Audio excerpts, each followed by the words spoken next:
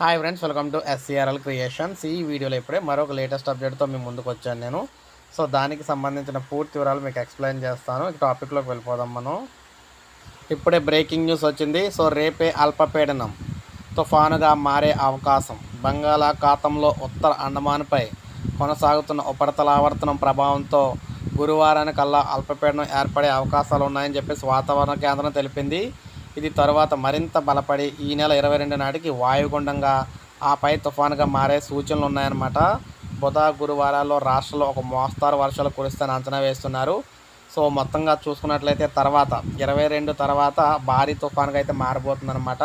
So తెలంగాణలో భారీ తుఫాన్ అయితే రాబోతుంది. ప్రజలందరూ కూడా సిద్ధంగా ఉండాలి. 2 రోజులు ముందుగా వారికి కావాల్సిన సరుకులన్నీ కూడా సిద్ధం చేసుకోవాలని పరిస్థితి అని వచ్చిందనమాట. సో గమనించాలి. ప్రతి ఒక్కరు కూడా ఒక లైక్ చేయండి. చూసిన ప్రతి ఒక్కరూ సబ్స్క్రైబ్ చేసుకోకపోతే మన ఛానల్ సబ్స్క్రైబ్ చేసుకోండి. వెదర్ రిపోర్ట్ వచ్చినప్పుడు ప్రతిసారి వీడియో అయితే అందిస్తూ ఉంటాను వీడియో రూపంలోని.